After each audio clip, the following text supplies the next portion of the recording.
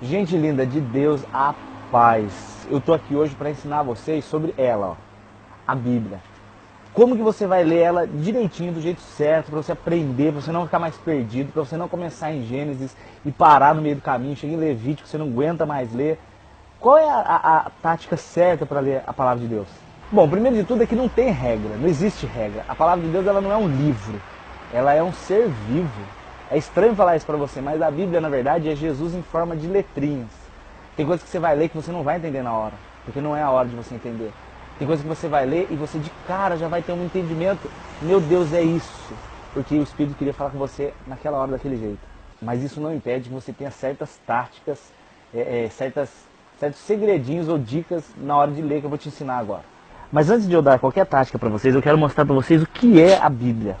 Como que ela é formada, do que compõe. Basicamente, a Bíblia ela é formada de 66 livros. Eles foram escritos por mais ou menos 40 homens diferentes, ao longo de mais ou menos 2.000 anos, 1.500 a 2.000 anos. O livro mais antigo da Bíblia, muita gente acha que é Gênesis, mas não é. O livro mais antigo da Bíblia é Jó. E muita gente acha que o último livro a ser escrito foi Apocalipse, mas não foi. O último livro a ser escrito foi 2 Timóteo. Então, desde Jó até 2 Timóteo, nós temos mais ou menos de 1.500 a 2.000 anos. E esse conjunto de 66 livros, ele é dividido de uma maneira muito especial. A Bíblia é dividida em duas partes. Primeira parte a gente chama de Velho Testamento, ou Velha Aliança. E segunda parte a gente chama de Novo Testamento, ou Nova Aliança. Por que essa divisão?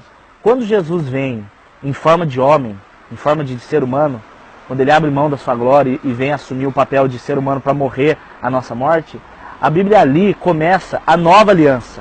A partir do livro de Mateus até o livro de Apocalipse, nós temos o chamado Novo Testamento. E de Gênesis até o profeta Malaquias, a gente chama de o Velho Testamento. O Velho Testamento tem 39 livros, o Novo Testamento tem 27.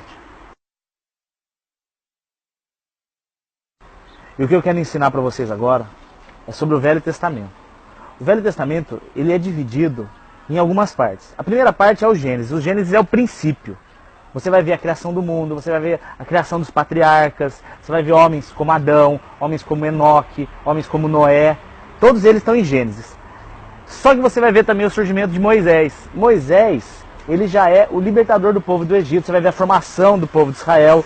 A partir de Êxodo, Levítico, Números e Deuteronômio, você vai ver toda a ação de Deus com o povo de Israel no deserto.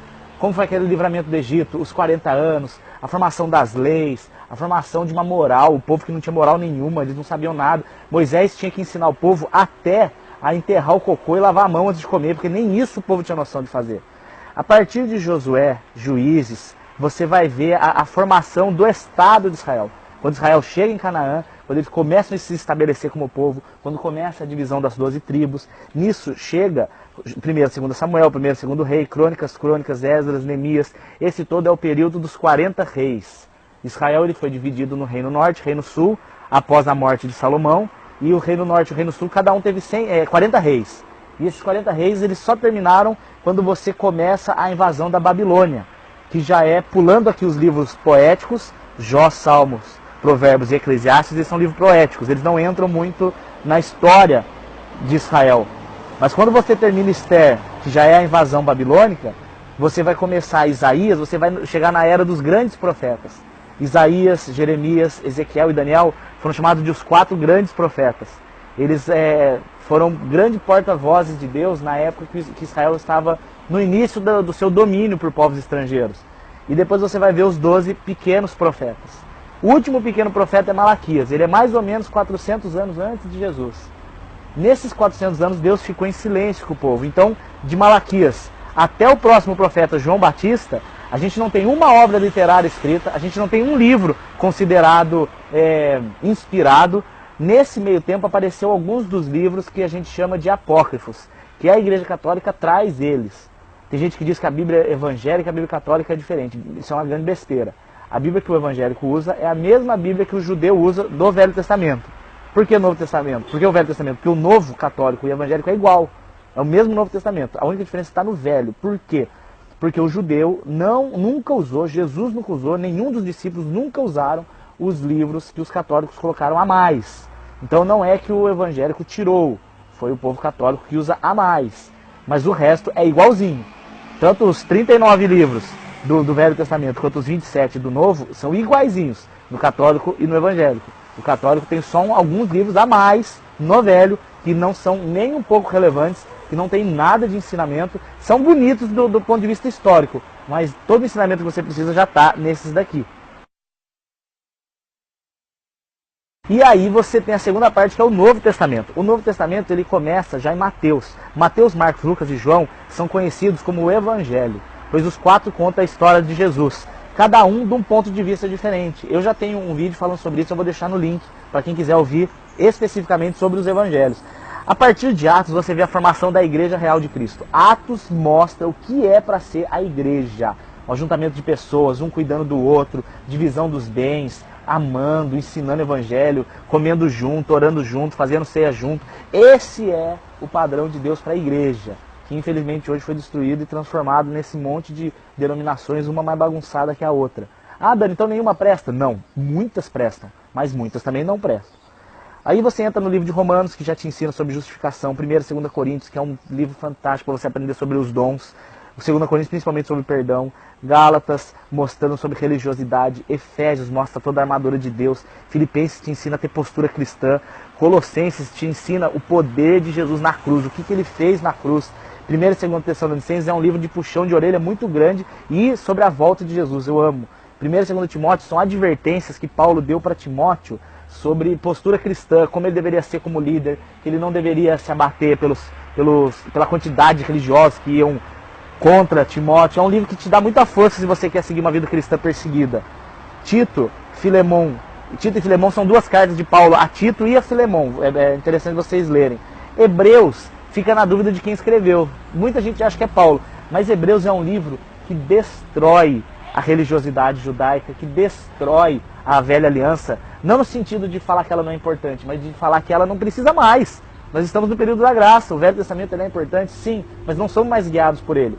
É um livro para quem, por exemplo, quer saber sobre o sábado, um livro para quem quer saber sobre questão de sangue, sobre questão de sacrifícios, dias sagrados, homens santos, se ainda existe essa história de terem homens especiais, ou mulheres especiais, ou dias especiais, ou lugares especiais. Eu incentivo que você leia o livro de Hebreus. O livro de Tiago é a carta de Tiago, e para quem interessa saber, esse Tiago pode ser o irmão de Jesus, irmão de sangue mesmo, de Jesus. Ah, Dani, mas Maria não teve outros filhos? Teve, vários filhos. Isso eu posso falar em outro livro, em outro vídeo.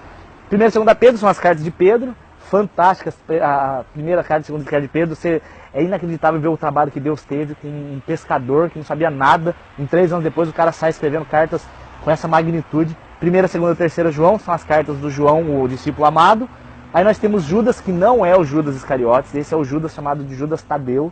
E Apocalipse, que é o último livro do Novo Testamento. Isso só para você entender quais são os livros que formam a Bíblia. Então agora você deve estar se perguntando, beleza, Dani, já conheço a formação da Bíblia, todos os livros, mas a pergunta é, por onde eu começo, como que eu começo? A primeira regra fundamental para você ler as Escrituras é que elas não são um livro normal. A Bíblia não é um livro. A Bíblia, como eu falei no começo, ela é um ser vivo. E antes de começar a ler, a minha dica, conselho para você fundamental é ore. Feche os seus olhos, converse com o Espírito Santo de Deus, porque é Ele que vai te dar o entendimento. Então antes de começar qualquer tipo de leitura, você ora, fala, Senhor Jesus, me traga, me revele, me abra os olhos do meu entendimento para que eu entenda o que eu vou ler. E aí a gente começa. Dica número 1 para você, não leia aleatoriamente. É horrível. Você não vai ter aquela sensação de... Sabe quando você pega um copo d'água e você toma e falta um golinho? Você fica mal porque faltou um golinho. É porque você criou um começo, meio e fim na sua cabeça. Você criou, vou pegar o copo d'água, vou tomar inteiro e quando eu terminar eu tô feliz. A gente percebe, a gente fala, nossa, eu ainda não terminei de tomar, ainda falta um golinho. Com a palavra de Deus é parecido, cara. Quando você cria um padrão de leitura, por exemplo, vou começar a ler um capítulo por dia. Enquanto você não terminar aquele capítulo e aquele livro, por exemplo, vou ler Mateus. Vou começar lá, capítulo 1, capítulo 2, capítulo 3.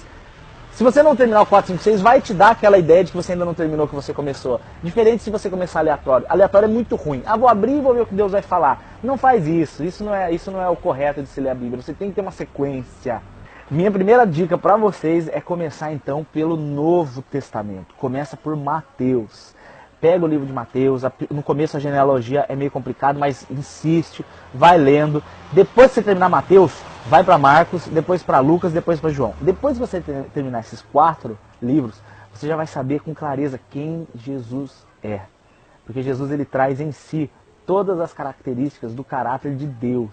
Então antes de você ler qualquer texto da Bíblia, qualquer livro, seria fenomenal você entender primeiro quem Jesus é. Porque entendendo quem Jesus é, você entende quem Deus é. Depois que você acabar o Evangelho, que é Mateus, Marcos, Lucas e João, você vai ler Atos, que é a formação da igreja, e você vai ler Romanos, que é a justificação do ser humano. Depois que você terminar Romanos, você vai estar apto para ler qualquer livro do Novo Testamento que você quiser. Eu aconselho não ler Apocalipse ainda, porque Apocalipse é muito difícil. Eu sou velho de igreja e eu até hoje posso te falar que eu estou longe de entender 10% do que Apocalipse está querendo dizer. Então, vocês já aprenderam agora o que é a Bíblia, vocês já aprenderam como começar a ler a Bíblia, mas agora a pergunta é como ler a Bíblia, que jeito que eu leio a Bíblia. Olha, minha dica para vocês, fenomenal, não leiam pelo celular.